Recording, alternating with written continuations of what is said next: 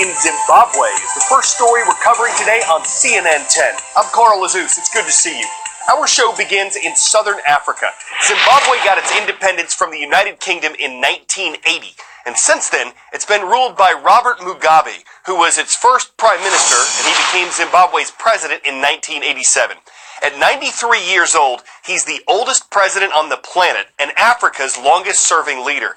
Since he took over, Zimbabwe has seen a number of struggles, some natural, some man-made. Starting in 1997, President Mugabe implemented a controversial program that took land away from Zimbabwe's white farmers and redistributed it to others.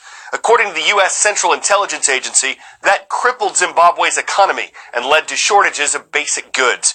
Inflation, when prices rise and money buys less, followed, and it was severe. In 2002, the CIA says President Mugabe rigged the presidential election to make sure he'd win.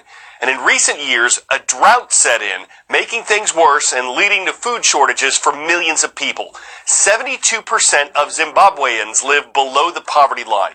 Now, Mugabe's rule could be coming to an end. The country's military has taken control of the capital, Harare. Witnesses there say military vehicles are everywhere, but that the atmosphere is generally calm. Mugabe himself is under house arrest. 10 days ago, he fired his vice president, Emerson Mnangagwa.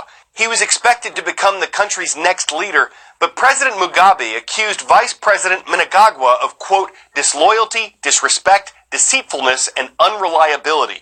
Zimbabwe has an election scheduled next year, and many people there think that by firing the vice president, Mr. Mugabe is trying to clear the way for his wife, Grace Mugabe, to take over when the current leader either dies or retires. Both the First Lady and the former Vice President are controversial. But while Grace Mugabe has the support of many young people in Robert Mugabe's political party, Emerson Mnangagwa likely has the support of the military. It says this is not a coup, that it's not taking control of the government, but that it's, quote, targeting criminals around Mugabe. But experts say this may be intended to prevent Grace Mugabe from becoming Zimbabwe's next leader. 10-second trivia. Which element of the periodic table forms more compounds than any other? Hydrogen, carbon, nitrogen, or oxygen? When it comes to forming compounds, no element comes close to carbon, which comes from a Latin word for coal. Vantablack is made from carbon. Scientists say there are about 1 billion carbon nanotubes in a square centimeter of Vantablack. It's one of the darkest man-made substances in existence. And though it was originally designed to help with space engineering, it's found other uses, from providing a bottomless-looking background on a $95,000 watch to cloaking a building in South Korea's 2018 Winter Olympic Park. Vantablack absorbs 99.96% of the light that hits it. It makes 3D objects look flat. So how is it possible that Vantablack could eventually help us see things we can't see now? It is so black, it looks like a mistake.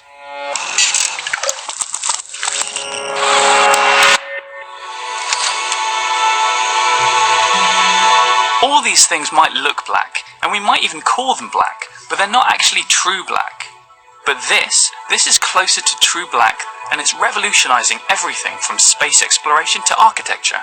It's very hard to comprehend the blackest black in the world. I mean, you hear it, it makes sense, you think you can conceptualize it, but seeing it is something very, very, very different. So black that it changes the dimensionality of an object. It's not a colour, it's the absence of colour. So it's what happens when you have no light reflected back to the viewer. You see nothing, so your brain paints it as black. It might look like paint, but it's actually made up of microscopic carbon nanotubes, which are grown in a lab just outside of London. It's made from individual carbon nanotubes, and those carbon nanotubes are like very, very long blades of grass. Now you imagine if you were a human walking around in grass 1,000 feet tall, how little light would get down to you. It's kind of like that, but on a very, very tiny scale.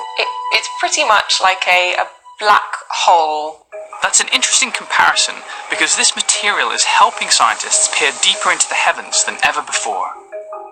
Acting a bit like a lens hood for a camera, Vantablack basically prevents lens flares in powerful telescopes. Reducing that stray light allows us to see some of the faintest and most distant objects in the universe. So the closer we get to achieving absolute black, the more we are able to explore the blackness above. But space isn't the only frontier.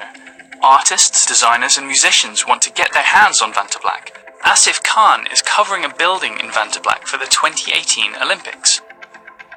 When people look at this building, they will see a sort of a schism in space. It'll be like you're looking into the night sky.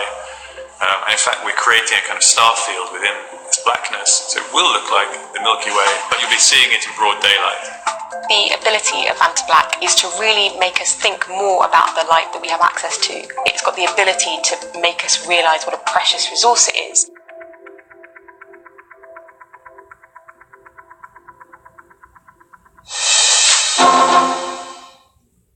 We've got a great big story for you about a great big treat in Japan. It's called mochi. It's made from rice, and it's as popular for its texture as it is for its taste.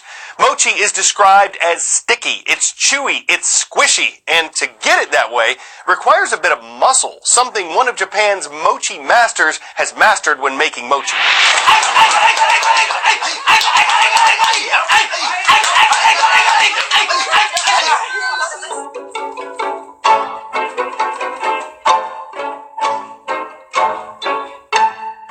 中谷光雄株式会社中谷堂23年やっております。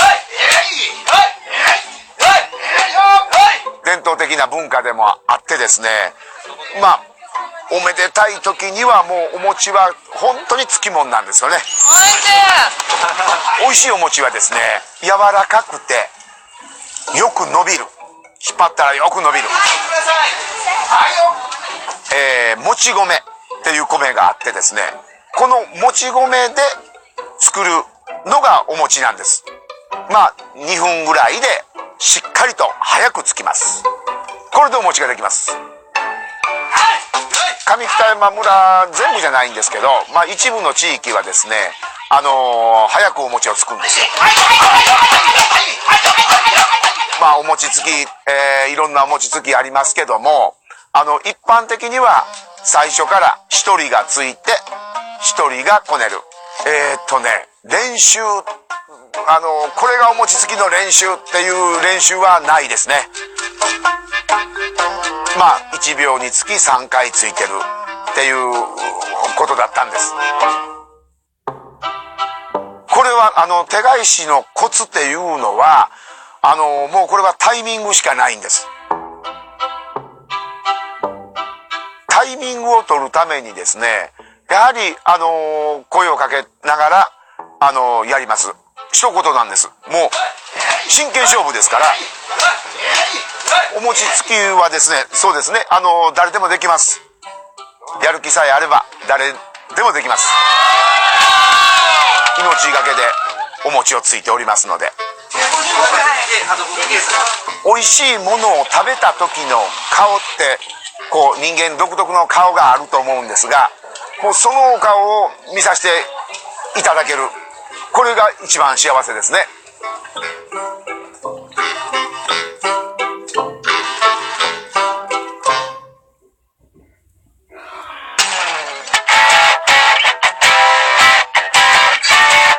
A Harlem Globetrotter recently set a Guinness World Record. Well, another one. It's not really a first for the basketball team, but it is the first time someone made an upward shot to this height. He had to shoot it at least 32.8 feet high, but he sank one at 50 feet, 1 inch high. The man who did it is Thunder Law. He says he has 4 Guinness World Records, not including the one he should get for most awesome name. It's like Thunder laid down the law for laying up the crane shot heard round the world. He is a globetrotter, after all. And amid all the hoop law, the shot comes at the height of his popularity and both nets him a new record and sinks his name deeper into the books. I'm Carl Azus, making all these points on behalf of CNN 10.